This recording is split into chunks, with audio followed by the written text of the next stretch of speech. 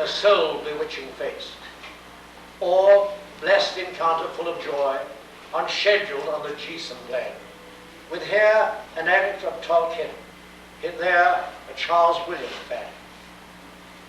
Since merit but a dunghill is, I mount the rostrum unafraid.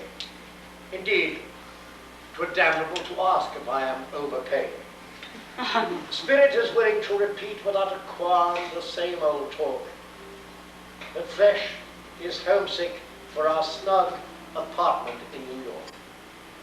A sulky 56 he finds a change of mealtime utter hell, grown far too crotchety to like a luxury hotel. The Bible is a goodly book I always can peruse with zest, but really cannot say the same for Hilton's Be My Guest. Nor bear with equanimity the radio in students' cars, moose-sack at breakfast and, dear God, girl organists in bars. Then worst of all, the anxious thought each time the plane begins to sink and the no smoking sign comes on. What will there be to drink? Is this a milieu where I must, oh how grey and greenish, how infra-dig, snatch from the bottle in my bag an analeptic swig? Another morning comes, I see, dwindling below me on the plain, the roofs of one more audience I shall not see again. God bless the lot of them, although I don't remember which was which. God bless the USA, so large, so friendly, and so rich.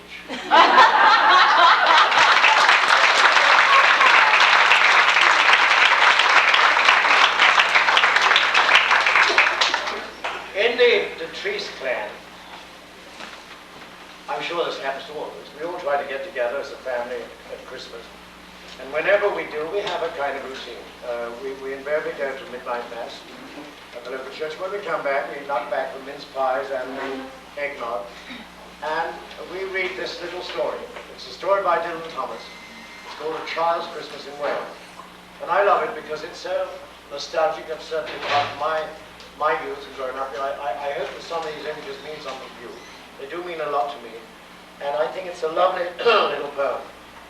Because it's Dylan Thomas, I will, I'm afraid, try to read it in Welsh, or at least a Welsh accent, not in Welsh.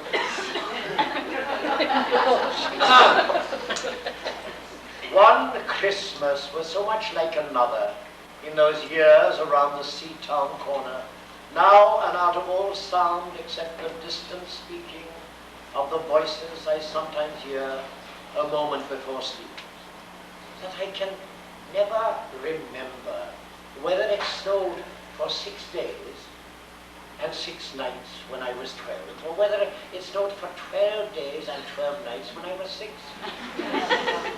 All the Christmases rolled down toward the 2-pound sea like a cold and headlong moon bungling down the sky that was our street. And they stop at the rim of the ice-edged, fish-freezing waves, and I plunge my hands in the snow and bring out whatever I can find.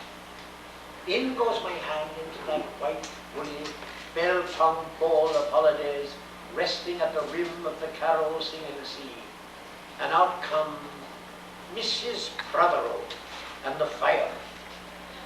It was on the afternoon of the day of Christmas Eve, and I was in Mrs. Prothero's garden, waiting for cats with her son Jim. It was snowing. It was always snowing at Christmas. Christmas, in my memory, is white as Lapland, though there were no reindeers. But there were cats, patient, cold, and callous, our hands wrapped in socks. We waited to snowball the cats. Sleek and long as jaguars, and horrible whiskered, spitting and snarling, they would slink and sidle over the white back garden walls, and the lynx-eyed hunters, Jim and I, fur-capped and moccasin trappers, from Hudson Bay, the off Mumbles Road, would hurl our deadly snowballs at the green of their eyes. The wise cats never appeared. We were so still, Eskimo-footed Arctic marksmen in the muffling silence of the eternal snows. Eternal ever since Wednesday. That we never heard Mrs. Prothero's first cry from her igloo at the bottom of the garden. Or if we heard it at all, it was to us like the far-off challenge of our enemy and prey, the neighbor's polar cat. But soon the voice grew louder. "Fire!" cried Mrs. Prothero, and she beat the dinner gong. And we ran down the garden with the snowballs in our arms toward the house, and smoke indeed was pouring out of the dining room, and the gong was bumbulating, and Mrs. Prothero was announcing ruin like a town crier in Pompeii. This was better than all the cats in Wales standing on the wall in a row. We bounded into the house laden with snowballs and stopped at the open door of the smoke-filled room. Something was burning all right. Oh, perhaps it was Mr. Prothero, who always slept there after midday dinner with a newspaper over his face. But he was standing in the middle of the room saying, "A fine Christmas," and smacking at the smoke with his slipper.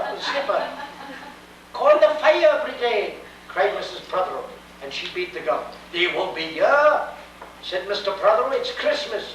There was no fire to be seen, only clouds of smoke.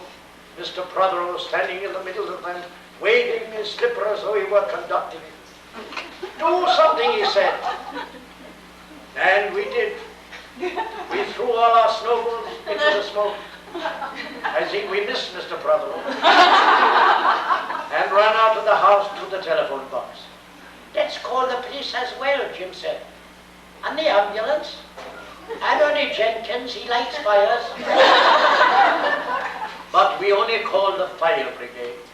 And soon the fire engine came, and 3 tall men in helmets brought a hose into the house, and Mr. Prothero got out just in time before they turned it on. Nobody could have had a noisier Christmas Eve. And when the firemen turned off the hose and were standing in the wet, smoky room, Jim's aunt, Miss Prothero, came downstairs and peered in at them. Jim and I waited very quickly to hear what she would say. She always said the right thing. Always. She looked at the 3 tall firemen in their shining helmets, standing amongst the smoke and cinders and dissolving snowballs, and she said, "Would you like anything to read?" Years and years and years ago, when I was a boy, when there were wolves in Wales, and birds the colour of red flannel petticoats whisked past the half-shaped hills, when we sang and wallowed all night and day in caves that smelt like Sunday afternoons in damp front farmhouse parlours, and we chased with the jawbones of deacons the English and the bears, before the motor car, before the wheel, before the Duchess-faced horse, when we rode the daft and happy hills bareback, it snowed and it snowed. But here a small boy says, "It snowed last year too. I made a snowman, and my brother knocked it down, and I knocked my brother down, and then we had tea." But that was not the same snow, I said.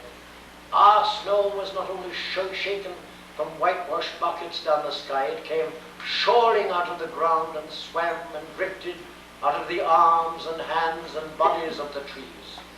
Snow grew overnight on the roofs of the houses like a pure and grandfather moss, minutely white-ivied the walls and settled on the postman opening the gate like a dumb, numb thunderstorm of white, torn Christmas cards.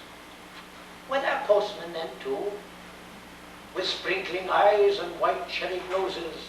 On spread frozen feet they crunched up to the doors and mittened on them manfully. But all the children could hear was a ringing of bells.